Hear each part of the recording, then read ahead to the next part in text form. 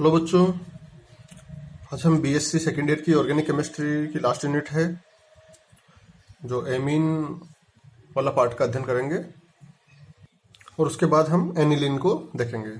चलो यहाँ पे टाइम वेस्ट नहीं करते हुए पढ़ते हैं डायरेक्ट। देखो फर्स्ट लाइन क्या है हमारी, एमीन किसका व्युत्पन्न है? NH3। NH3 क्या होता है? अमोनिया। तो एमीन को अमोनिया का व्युत्पन्न मानते हैं। क्लासिफिकेशन करें तो एमीन को 3 टाइप में डिवाइड करते हैं।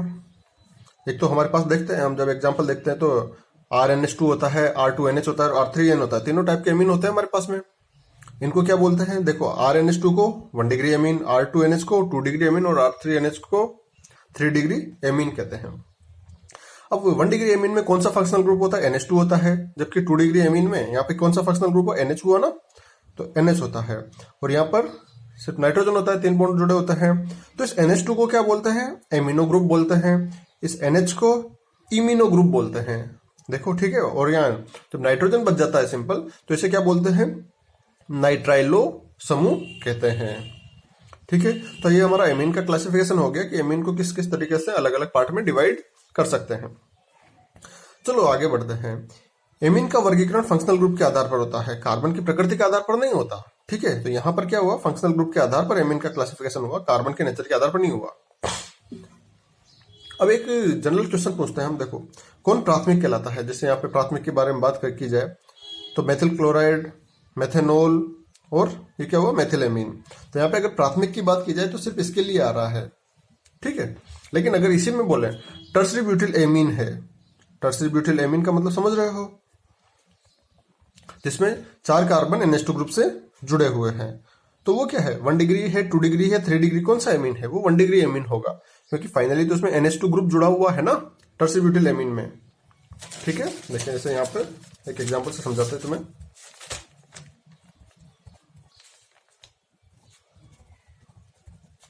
ये क्या हुआ? देखो यहां पर तो कौन सा ग्रुप हुआ? एमिनो ग्रुप जुड़ा हुआ है। ये आर की जगह जुड़ा हुआ है। अभी आर की जगह क्या जुड़ा हुआ है हमारे? Tertiary butyl. ठीक है। तो टर्सरी ब्यूटिल एमीन से जुड़ा हुआ है, तो ये क्या कहलाया हमारा? Tertiary butyl amine. और ये कौन सा होगा? देखते हैं यहाँ पर NH2 ग्रुप जुड़ा होता है, तो ये क्या होता है? 1 डिग्री एमीन। तो ये क्या कहलाया हमारे पास में? 1 डिग्री एमीन कहलाता है। आगे बढ़ते हैं। इसकी संरचना देख लेते हैं। अब देखो 1 degree amine, 2 degree amine, 3 degree amine. इसमें क्या होता है? नाइट्रोजन sp3 संकरण में होता है और संरचना कैसी होती है? त्रिभुजीय पिरामिडी होती है। परंतु अगर ये चतुर्थक लवण है तो यहाँ पर क्या होगा? R4N के ऊपर पॉजिटिव चार्ज और X के ऊपर नेगेटिव चार्ज। X क्या है? कोई ग्रुप जुड़ा हुआ है, जैसे हेलोजन जुड़ा हुआ है। तो अब भी इसमें नाइट्रोजन कौन सा होगा? sp3 संकरित होगा। और अब इसकी संरचना कैसी होगी? चतुष्फल की होगी। ठीक है। तो ये हमने इसका बेसिक चीजें देखी। 1 degree amine, 2 degree amine, 3 degree amine के बारे में देखा। फंक्शनल ग्रुप के आधार पर इसको डिसाइड होता है। NH2 है तो 1 डिग्री, NH है तो 2 डिग्री और N है तो 3 डिग्री होता है। और इसका संकरण देख लिया हमने यहाँ पर। RNH2, R2NH और R3N में कौन सा होता है? sp3 होता है। और संरचना कैसी होती है? त्रिभुजीय पिरामिड। ये संरचना ये रिपीट क्यों कर रहा हूँ? क्योंकि अक्सर बच्चे यहाँ पे गलती कर देते हैं। संरचना कौन सी होती है? त्रिभुजीय पिरामिड होती है। लेकिन अगर क्वाटरनरी साल्ट है, चतुर्थक लवण है, तो वहां पर भी संकरण तो sp3 होता है, लेकिन संरचना कैसी हो जाती है? चतुष्फल की हो जाती है, जो कि हमने संकरण में बहुत सी बार पढ़ा भी है। अब इसे बनाने की विधियों के बारे में हम अध्ययन करें कि इसे कैसे कैसे बना सकते हैं।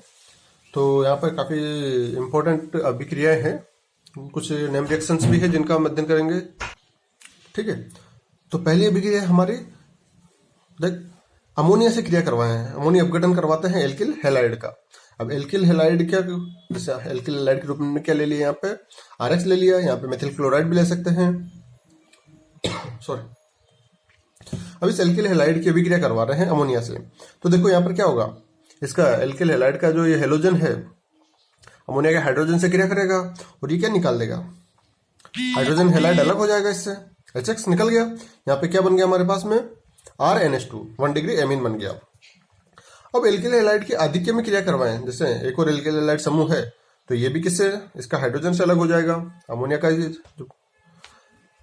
1 डिग्री एमीन है ना, इस एमीन का ये NH2 से जुड़ा हुआ हाइड्रोजन ये अलग होता है इस हेलोजन के साथ में। और यहाँ पे क्या प्राप्त होता है? 2 डिग्री एमीन प्राप्त होता है। फिर अगर एक और हमारे पास अणु उपस्थित है एल्किल हैलाइड का, तो ये फिर से इस हेलोजन से क्रिया कर, इसका हाइड्रोजन 2 डिग्री एमीन है, इसका हाइड्रोजन हेलोजन से क्रिया करता है और HX के रूप में निकल जाता है। हमें क्या प्राप्त होता है? 3 डिग्री एमीन प्राप्त होती है। और ज्यादा एक्सिस में हमारे पास में एल्किल हैलाइड उपस्थित है तो हमें फाइनली क्या प्राप्त होता है? साल्ट प्राप्त होता है, चतुष्क लवण प्राप्त होता है। ठीक है, तो हमारे पास में एक कंक्लूजन निकल गया है। यदि अमोनिया का आधिक्य है, अगर अमोनिया का आधिक्य होता तो हमारा रिजल्ट कहाँ रुक जाता? 1 डिग्री एमीन पर रुक जाता। ठीक है, लेकिन अगर एल्किल हैलाइड का आधिक्य है, जैसे कि यहाँ पर 1 2 3 4 मॉलिक्यूल हमारे पास काम आ रहे, तो मतलब आधिक्य हुआ इसका, तो हमें क्या प्राप्त होता है? ये चतुर्थक लवण प्राप्त होता है, साल्ट प्राप्त होता है। ठीक है, नेक्स्ट देखते हैं हम एल्कोहल के साथ इसका अमोनिया विघटन करवाते हैं। तो एल्कोहल के साथ अमोनिया की अभिक्रिया करवाएं, Al2O3 की उपस्थिति में H2 निकला। ठीक है, देखिए इसका H और ये OH निकलता है और क्या प्राप्त होता है हमें यहाँ फाइनली? 1 डिग्री एमीन प्राप्त होता है। अब इस 1 डिग्री एमीन की फिर से एल्कोहल से क्रिया करवाएं, तो यहाँ पर क्या होगा? फिर से ये इसका OH और इसका H निकलता है और क्या प्राप्त होता है? 2 डिग्री एमीन प्राप्त होता है। फिर से इसकी एल्कोहल से क्रिया करवाएं तो 3 डिग्री एमीन प्राप्त होता है, क्योंकि वो H2 निकल जाता है। और ज्यादा अगर एल्कोहल उपस्थित है तो इससे क्रिया करवाएंगे तो क्या प्राप्त होगा? अब हमारे पास में यहाँ पर कोई रिप्लेस करने के लिए है नहीं, हाइड्रोजन उपस्थित है नहीं, तो ये कोई क्रिया नहीं होती और हमारा फाइनल प्रोडक्ट क्या होता है? 3 डिग्री एमीन प्राप्त होता है। तो देखो, हमने एल्किल हैलाइड के अमोनिया से क्रिया करवा रहे थे, जब तो हमारा अगर एल्किल हैलाइड आधिक्य में था तो हमें साल्ट प्राप्त हो रहा था। लेकिन अगर एल्कोहल की क्रिया करवा रहे हैं अमोनिया से और अमोनिया आधिक्य में है, एल्कोहल आधिक्य में है, तो हमें साल्ट प्राप्त नहीं होकर क्या उत्पाद प्राप्त हो रहा है? 3 डिग्री एमीन फाइनल उत्पाद प्राप्त होता है। तो वही बात हमने यहाँ पे लिखी है। अगर अमोनिया का आधिक्य हो तो हमें क्या प्राप्त होगा? 1 डिग्री एमीन प्राप्त होता है, और अगर एल्कोहल का आधिक्य हो तो 3 डिग्री एमीन प्राप्त होता है। अब देखते हैं एल्किल आइसोसाइनाइड की अभिक्रिया करवाएं, हम इसका जल अपघटन से सीखते हैं और इसका जल अपघटन करवाते हैं अम्लीय माध्यम में, तो हमें क्या प्राप्त होता है? देखो यहाँ पर हम जल अपघटन करवाते हैं, एक सिंपल ट्रिक देख लेते हैं। HOH को तोड़ लेते हैं, तो यहाँ पे क्या प्राप्त होता है? तो फॉर्मिक एसिड प्राप्त हो जाता है, दूसरा हमें 1 डिग्री एमीन प्राप्त हो जाता है। इसी प्रकार इसकी अभिक्रिया करवाते हैं पोटेशियम हाइड्रोक्साइड के साथ में, RN double bond C double bond O है। ठीक है, इसका वुड्स मेथड से अभिक्रिया करवाएंगे हम, तो हमें यहाँ पे क्या प्राप्त होगा? यहाँ पे ये देखो, यहाँ पर तो क्या होगा? HOK, तो K2CO3 तो हमें सब प्रोडक्ट के रूप में प्राप्त हो गया और हमें 1 डिग्री एमीन यहाँ पर उत्पाद के रूप में मिल जाता है। नेक्स्ट देखते हैं हम यहाँ पर इसका अपचयन करवाने से। देखो, साइनाइड के साथ, इसके एल्की साइनाइड के साथ अपचयन करवाते हैं। अपचय के रूप में क्या लेते हैं? लिथियम एल्यूमिनियम हाइड्राइड लेते हैं या सोडियम एथेनॉल लेते हैं। बहुत सारे हमारे पास अपचय उपस्थित हैं। अब इनकी उपस्थिति में अपचयन करवाते हैं तो इसकी क्या होता है? हर पार्ट का अपचयन होता है, हाइड्रोजन जुड़ेगा, तो RCH3 CH2 NH2। ठीक है, हमें यहाँ पे क्या प्राप्त हो गया? 1 डिग्री एमीन। इसी प्रकार से जैसे दूसरे कंपाउंड है, यहाँ पे एमाइड देखते हैं, एमाइड की अभिक्रिया वापिस अपचयन करवाते हैं, तब भी हमें क्या प्राप्त हो? RCH2 NH2। इसी प्रकार यहाँ पे नाइट्रो ग्रुप को अपचयन करवा रहे हैं, तब भी हमें क्या प्राप्त हो रहा है? RNH2 प्लस H2O, अर्थात हमें यहाँ पर 1 डिग्री एमीन प्राप्त होती है इन अपचय क्वेश्चन। ग्रिग्नार्ड रिएजेंट से अभिक्रिया करवाते हैं, एल्किल मैग्नीशियम हैलाइड की अभिक्रिया करवाएं क्लोरेमीन से। ठीक है, क्लोरेमीन का सूत्र क्या होता है?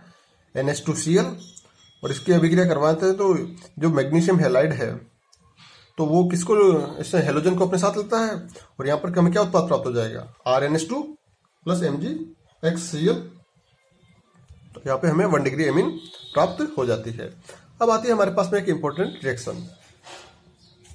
बहुत सी बार अक्सर इसका कंपाउंड का नाम पूछ लिया जाता है, तो ये देख लेते हैं हम। Gabriel phthalimide reaction. ठीक है, चलो देखो, ये थैलिक एसिड है। थैलिक एसिड क्या होता है? C6H4COH। ठीक है, इसका गर्म करते हैं तो यहाँ से H2 मॉलिक्यूल निकलता है, तो हमें यहाँ पे क्या प्राप्त हो जाएगा? H2 मॉलिक्यूल निकल गया 2 COH ग्रुप में से, तो एनहाइड्राइड हो जाता है और ये क्या कहलाएगा उत्पाद? Phthalic anhydride. अब इस थैलिक एनहाइड्राइड की अभिक्रिया करवाते हैं अमोनिया से, H2 निकलता है और नाइट्रोजन यहाँ पे शिफ्ट हो जाता है और हमारा उत्पाद क्या कहलाता है? थैलेमाइड कहलाता है। अब इस थैलेमाइड की अभिक्रिया पोटेशियम हाइड्रोक्साइड से करवाते हैं, तो देखते हैं हम यहाँ पर। देखो, पोटेशियम ग्रुप इसके साथ जुड़ जाता है और ये H2 के रूप में निकल जाता है। ठीक है, इसके एल्किल हैलाइड से अभिक्रिया करवाते हैं, न्यूक्लियोफिलिक सब्स्टिट्यूशन रिएक्शन होती है और ये हेलोजन पोटेशियम को लेके अलग हो जाता है, हमारे पास यहाँ पे क्या जुड़ जाता है, एल्किल ग्रुप नाइट्रोजन से जुड़ जाता है। अब इसका जल अपघटन करवाते हैं तो थैलिक एसिड तो वापस से हमें प्राप्त हो जाता है, और यहाँ पर हमें क्या प्राप्त होता है उत्पाद के रूप में, 1 डिग्री एमीन, एलिफेटिक एमीन प्राप्त हो जाती है। ठीक है,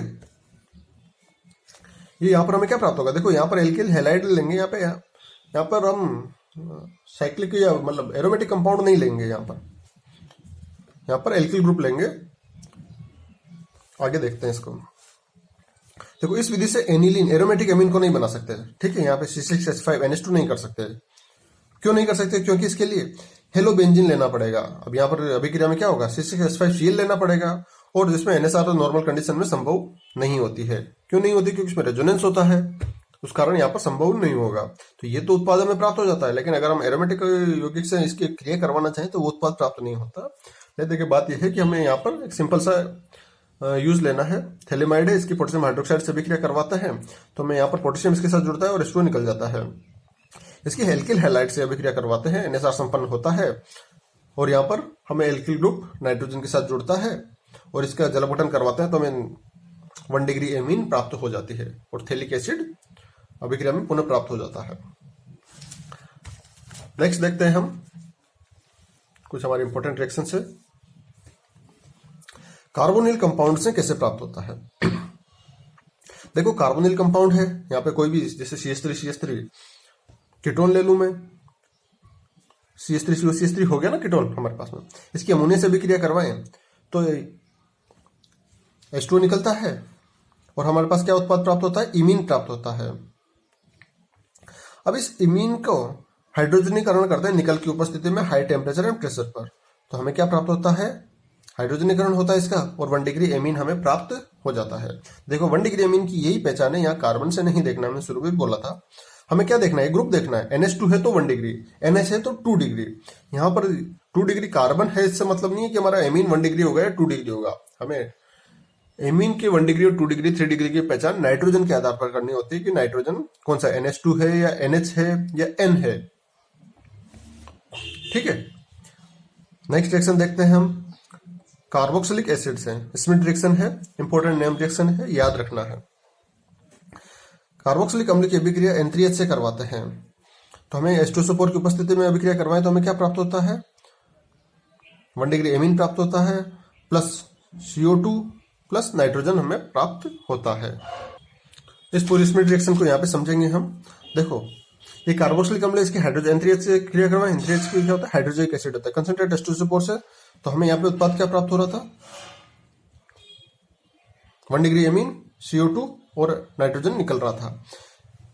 अब स्मिथ रिएक्शन में हम इसे 2 और तरीके से भी अभिक्रिया संपन्न करवा सकते हैं, लेकिन हमारे पास मेन हमारी जो अभिक्रिया है वो यही कहलाती है हमारी स्मिथ रिएक्शन। चलो आगे देखते हैं हम। हमारे नेक्स्ट रिएक्शन है अल्फा एमिनो कार्बोक्सिलिक अम्ल से। अब अल्फा एमिनो कार्बोक्सिलिक अम्ल क्या है, देखो RCH NH2COH, जब COH के अल्फा कार्बन से एमिनो ग्रुप जुड़ा हुआ हो तो ये क्या कहलाए, अल्फा एमिनो कार्बोक्सिलिक अम्ल। इसकी बेरियम ऑक्साइड के साथ अभिक्रिया करवाते हैं और गर्म करते हैं तो हमें क्या प्राप्त होता है, देखो BaCO3 अलग हो जाता है और हमें RCH2NH2 प्राप्त होता है। मतलब देखो यहाँ पर हमें ये उत्पाद प्राप्त RCH2NH2 प्राप्त होता है और BaCO3 अलग हो जाता है, तो ये क्या कहलाया, हमारा 1 डिग्री एमीन कहलाता है। ठीक है, नेक्स्ट आती है हमारी कर्टिस रिएक्शन। नेम रिएक्शन है, इंपॉर्टेंट है, याद रखनी है। देखो RCOCl के साथ में एसिटिल क्लोराइड है या एसिल क्लोराइड, उसके साथ सोडियम एजाइड के साथ अभिक्रिया करवाते हैं तो ये क्या प्राप्त होता है, हमें एसिल एजाइड प्राप्त होता है, RCON3 प्राप्त होता है। ठीक है, क्योंकि NaCl निकल जाता है यहाँ पर, तो ये एजाइड प्राप्त हुआ, इसको गर्म करने पर हमें यहाँ से नाइट्रोजन निकलता है और हमें यहाँ पे क्या प्राप्त होता है उत्पाद के रूप में, नाइट्रीन प्राप्त होता है, RC+O N प्राप्त होता है। अब यहाँ पे क्या होगा, रीअरेंज होगा, एल्किल ग्रुप, ये एल्किल ग्रुप कहाँ चला जाता है, नाइट्रोजन के ऊपर चला जाता है, और यहाँ पे उत्पाद क्या प्राप्त होगा, R+N+C+O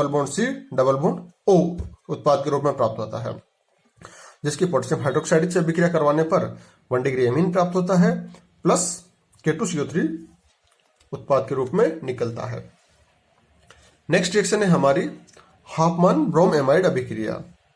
ठीक है, हाफमैन ब्रोम एमाइड अभिक्रिया में एमाइड की अभिक्रिया करवाते हैं हम ब्रोमीन प्लस पोटेशियम हाइड्रोक्साइड के साथ में, तो हमें क्या उत्पाद प्राप्त होता है, एल्किल एमीन प्राप्त होता है प्लस K2CO3 प्राप्त होता है।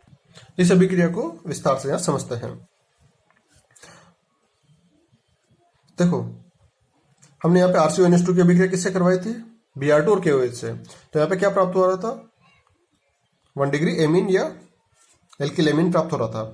ये देखो, एक कार्बन कम हो जाता है यहाँ पर। एक बार इसकी अभिक्रिया को ब्रीफली समझते हैं तो हम देखेंगे कि यहाँ पर RCONH2 था, जब CO ग्रुप निकल जाता है और यहाँ पर एक कार्बन कम होता है, तो ये कार्बन के अवरोहण में काम आती है एक बात तो। अब आगे इसकी मैकेनिज्म समझते हैं। देखो, RCONH2 था, यही था ना। तो इस एमाइड की अभिक्रिया करवाते हैं OH से, क्योंकि यहाँ पे अभिक्रिया में हमने KOH काम में लिया है, ये OH उपस्थित करवाएगा हमें। तो ये क्या होता है, H2 निकाल लेता है, इस हाइड्रोजन को निकलता है, इस हाइड्रोजन को लेके यहाँ से अलग हो जाता है और हमारे पास में यहाँ प्राप्त हो जाता है नाइट्रोजन पर ऋणावेश प्राप्त हो जाता है। दूसरा हमारे पास में ब्रोमीन। ब्रोमीन का आयनिक अपघटन होता है और हमें यहाँ पे क्या प्राप्त होता है? Br+ के रूप में उत्पाद प्राप्त होता है। तो यहाँ पर ये ब्रोमीन प्लस ये कहाँ पे क्रिया करेगा? नाइट्रोजन पर माइनस से जुड़ेगा और हमें यहाँ पे एक ब्रोम एमाइड उत्पाद के रूप में प्राप्त होता है, RCONH Br प्राप्त होता है। ठीक है, ये उत्पाद हो गया। अब ये वापस क्रिया यही दोहराई जाती है, फिर OH माइनस पुनः अभिक्रिया करता है तो ये H2 निकाल लेता है, इस पर -4 से उत्पन्न हो जाता है। अब यहाँ से क्या होता है? ये ब्रोमीन निकल जाता है। ठीक है, माइनस है, ये ब्रोमीन निकलता है और यहाँ पर एक उदासीन कंपाउंड प्राप्त होता है, एसिल नाइट्रीन। ठीक है, क्या उत्पाद प्राप्त होता है? एसिल नाइट्रीन। ये क्वेश्चन अक्सर एग्जाम में पूछ लिया जाता है कि उस जो इंटरमीडिएट बनता है उसका नाम क्या है। तो एसिल नाइट्रीन हमें उत्पाद के रूप में प्राप्त होता है। यहाँ पे रीअरेंजमेंट होता है, R- की शिफ्टिंग होती है, इसे क्या बोलेंगे? अंतः अणु पुनर्विन्यास। एक ही अणु के अंदर हो रहा है तो अंतः अणु पुनर्विन्यास हो रहा है। और यहाँ पे क्या प्राप्त होता है? R bond N double bond C double bond O प्राप्त होता है, इसे क्या बोलेंगे? Alkyl isocyanate. अब इसकी KOH से अभिक्रिया करवाते हैं तो हमें यहाँ पे प्राथमिक एमीन प्राप्त होता है प्लस K2CO3 प्राप्त हो जाता है। ठीक है, अब देखते हैं नेक्स्ट रिएक्शन, देखते हैं Lossen rearrangement reaction. Hydroxamic acid RC double bond O bond NHOH, इसके ड्राई एचिल से अभिक्रिया करवाते हैं तो वापस वही एसिल नाइट्रीन प्राप्त होता है, एल्किल आइसोसाइनेट में कन्वर्ट होता है, जिसकी KOH से अभिक्रिया करवाने पर एल्किल एमीन बनती है, 1 डिग्री एमीन बनती है। ठीक है, नेक्स्ट है इसकी रिटर रिएक्शन। रिटर रिएक्शन में 3 डिग्री एल्कोहल होता है। 3 डिग्री एल्कोहल की अभिक्रिया किससे करवाते हैं? हाइड्रोजन साइनाइड से H+ के अम्लीय माध्यम में तथा जलबुठन करवाते हैं। तो हमें यहाँ पे क्या प्राप्त होता है? 3 डिग्री एल्फा कार्बन युक्त प्राथमिक एमीन प्राप्त होता है। ठीक है, एमीन तो कौन सा प्राप्त हुआ? प्राथमिक ही होगा। ये देखो, जो हमने शुरू में समझा था कि टर्सरी एमीन कौन सा होगा, प्राथमिक एमीन को टर्सरी ब्यूटिल एमीन, ये क्या होता है? प्राथमिक एमीन है। ठीक है, अब देखो यहाँ पे ये एल्कोहल है, इसके H+ से अम्लीय माध्यम में अभिक्रिया करवाता है तो ये H2OH से क्रिया करता है और यहाँ पर कार्बोकेटाइन बनता है। अब ये कार्बोकेटाइन HCN से अभिक्रिया करता है और यहाँ पर देखो HCN से अभिक्रिया करेगा तो नाइट्रोजन इस कार्बन पर अभिक्रिया दर्शाएगा अपनी, और यहाँ पर एक उत्पाद के रूप में प्राप्त होता है। ये तो टर्सरी ब्यूटिल ग्रुप जुड़ा है, इससे नाइट्रोजन ट्रिपल, देखो यहाँ पर ये नाइट्रोजन जुड़ा ना तो ये वापस चला गया इधर से, तो एज इट इज है N ट्रिपल बॉन्ड CH। अब यहाँ पर इस बॉन्ड की शिफ्टिंग होती है डबल ट्रिपल बॉन्ड की, तो ये इस पर चार्ज चला जाता है और यहाँ पर H2 इस पर आक्रमण करता है। तो देखो यहाँ पर N double bond CH bond H2 जुड़ जाता है इससे, इस H2 में से H निकल जाता है और हमें फाइनल उत्पाद के रूप में क्या प्राप्त होगा? OH होगा। अब डबल बॉन्ड यहाँ पर OH, देखो यहाँ पर OH रहेगा ना ये निकलने के बाद में, तो इसके कंजुगेशन में डबल बॉन्ड है तो ये अपने आप को किसमें? कीटोइनोल समायोक्ता दर्शाएगा और ये कीटो ग्रुप में बदल जाएगा, कीटो में कन्वर्ट हो जाता है यहाँ पर। और इसका जलावटन करने पर हमें यहाँ पे क्या प्राप्त होता है? देखो ये जलावटन कर दिया NH C double bond OH, इसका जलावटन कर दिया तो हमें यहाँ पे क्या प्राप्त हो गया? ये वाला कंपाउंड प्राप्त हो गया, NH2 amine plus formic acid प्राप्त हो जाता है। आगे देखते हैं हम ल्यूकार्ट रिएक्शन के बारे में। एल्डिहाइड या कीटोन की अभिक्रिया करवाते हैं HCONH2 के साथ में और जलावटन करवाते हैं इसका, तो समान कार्बन का एमीन प्राप्त होता है। ठीक है, यहाँ पे सिंपल सी रिएक्शन एल्डिहाइड से एमीन प्राप्त करने की एक सामान्य विधि है। तो चलो बच्चों, आज का हमारा ये लेक्चर यहीं कंप्लीट होता है। इसके बाद रिमेनिंग पार्ट जो इसकी फिजिकल प्रॉपर्टी और केमिकल प्रॉपर्टीज है उसको नेक्स्ट लेक्चर में देखेंगे। धन्यवाद।